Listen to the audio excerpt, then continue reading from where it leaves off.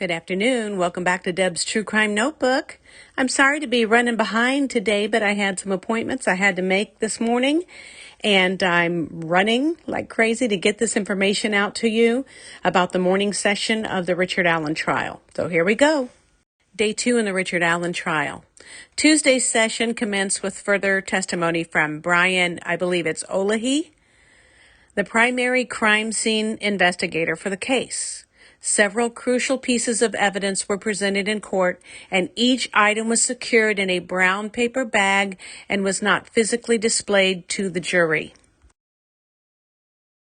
Inside those brown paper evidence bags were a Hollister blue jeans, tie-dyed t-shirt, gray sweatshirt medium size, Sonoma brand pink underwear, black and purple sock, singular sock, a pink sock, green headscarf, black faded glory spaghetti strap shirt, Converse tennis shoes, .40 caliber Smith & Wesson cartridge, collection of strand of material found between fingers of Abby's right hand, strand from Abby's left arm, black Nike tennis shoe under Abby's body. The items were either gathered from the creek or retrieved from the crime scene.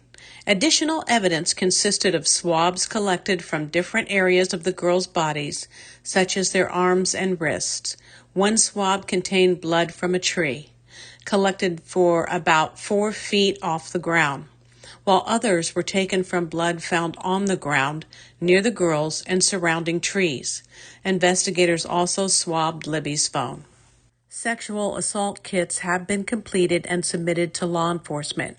The autopsy uncovered various pieces of evidence, including a black hooded sweatshirt emblazoned with Delphi Swimming and Sherman, size XL, blue jeans marked with blood, a gray cotton bra, a pink sleeveless shirt, and a black bra with red stains.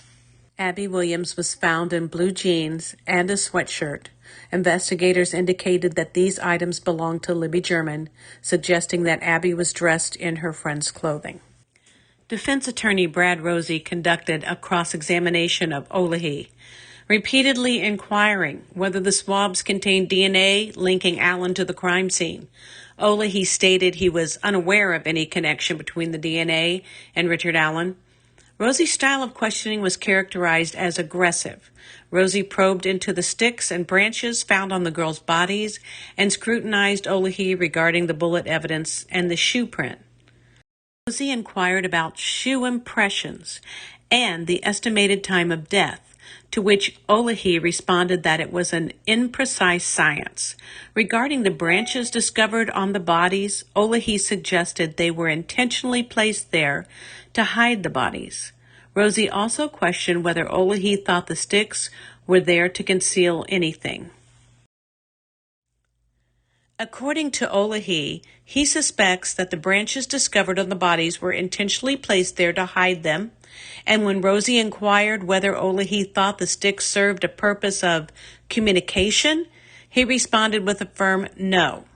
Furthermore, he noted that he had not seen any signs of a man-made cut on any of the sticks.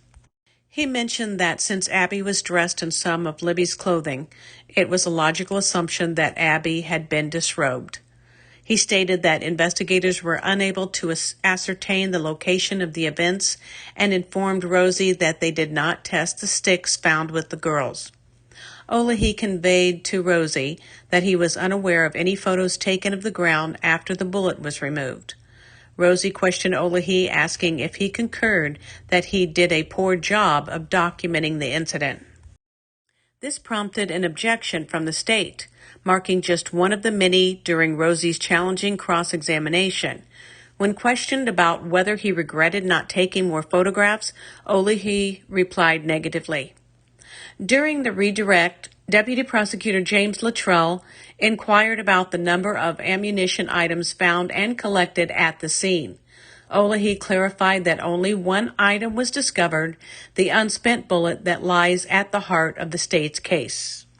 At one moment, Rosie described the cartridge as a, quote, magic bullet, which prompted another objection. Judge Fran Gull upheld this objection, deeming the description inappropriate. During a subsequent redirect, Rosie once more asked Olahi if he regretted not taking more photographs. Olahi informed the court that there were no indications of defensive wounds on Libby. Jurors put forth several questions regarding the procedures for collecting and sealing evidence. Jurors posed several questions regarding the techniques used for gathering and securing evidence. They inquired specifically about the collection and storage of the bullet and whether the undergrowth beneath Abby's body showed signs of disturbance. Olahi concluded his testimony at 10:48 a.m., and then they took a short break.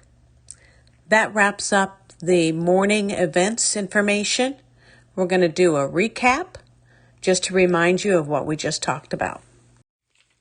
So let's see what information we learned today and what we can debunk.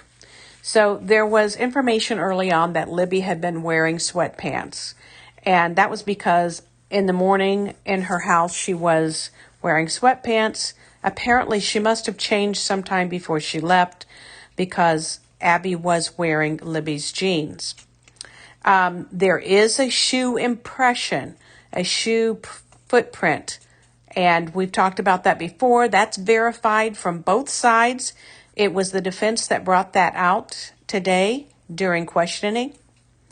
The defense asked if sticks were used to cover the bodies, and Olahi said that yes, he absolutely believed that's what their use was for. He also said that there was no man-made cut on any of the sticks that he examined. So once again, there's been a rumor floating around for a while that there was a fresh cut on one of the sticks. And I believe that came from the defense side, but that has been testified to that was not the case by the investigator from the scene. Also, we verified that at some point Abby had been disrobed, maybe just partially, but we do know she was disrobed in some manner. There was only one bullet found at the scene. So for those people who are saying, oh, I bet there's tons of bullets in that, area from people hunting, etc., they did cover that entire area and only found one bullet, and that is the bullet the defense was referring to when they called it a magic bullet. And, of course, it was objected that they said that, and the judge agreed that that was not a proper thing to say. There were also no defensive wounds on Libby, and I believe that debunks, I think it was somebody's testimony who claimed to have been there when the girls were discovered, a relative of one of the girls, I believe Abby's relative, saying that, she had fought like hell, and there are no defensive wounds on Libby at all. So that's a wrap up of what we learned today. I'm anxious to hear what is talked about in the afternoon session. I will put that together as soon as I find out and bring that to you. We'll see you next time on Deb's True Crime Notebook. Don't forget to like, subscribe, ring the bell for all notifications, share this in your group and with a friend, and leave me a comment. Some of your comments have been phenomenal, and they really help to get people going, but let's use logic with it. Let's also not use the comment section to bash other creators or to talk in a negative fashion about either families, not Richard's family or the girls' families. Let's keep this to the facts and professional, which I have no doubt you will, because you guys are phenomenal. We'll see you in a couple of hours.